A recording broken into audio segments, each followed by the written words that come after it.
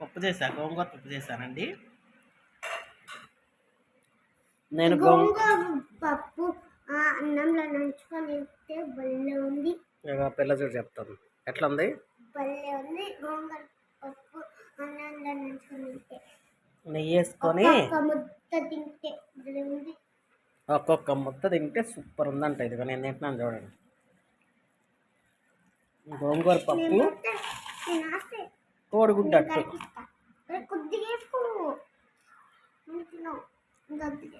కోడిగుడ్డట్టు ఇదిగో.